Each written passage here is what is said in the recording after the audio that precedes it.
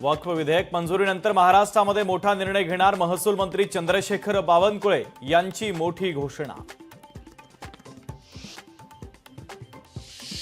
सिंधुदुर्ग जिल्ह्यामध्ये वेताळ बांबर्डे गावात झाली जलक्रांती। शेतकऱ्यांच्या प्रयत्नातून शेतीसाठी मिळाली मुबलक पाणी। मे महिन्यातील शेतीसाठी होणारी पाणी टंचाई झाली दूर।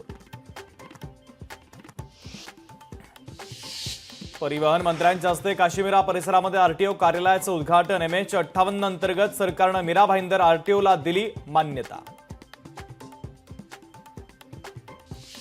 वक्फ विधेयकाच्या विरोधामध्ये पुण्यात आंदोलन। विविध मुस्लिम संघटनांनी पक्षांच्या वतीने आंदोलन। नवीन विधेयक राज्यघटनेला धरून नाही असा आरोप।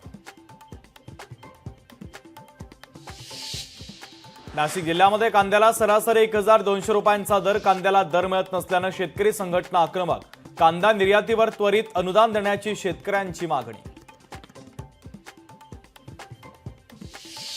जळगाव शहरामध्ये एका महिन्यात सोन्याच्या भावात तब्बल 6000ची वाढ। सोन्याच्या भावानं गाठला उच्चांक। सोन्याचा आजचा भाव 91,300 रुपये प्रति तोळा।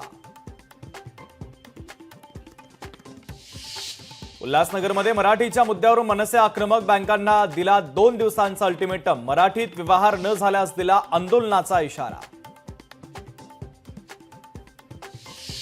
बदलापूरमध्ये मुलानंच केली वडिलांची हत्या। प्रॉपर्टीच्या वादातून केली मुलानं वडिलांची हत्या। पोलिसांनी गुन्हा दाखल करत मुलाला घेतलं ताब्यात।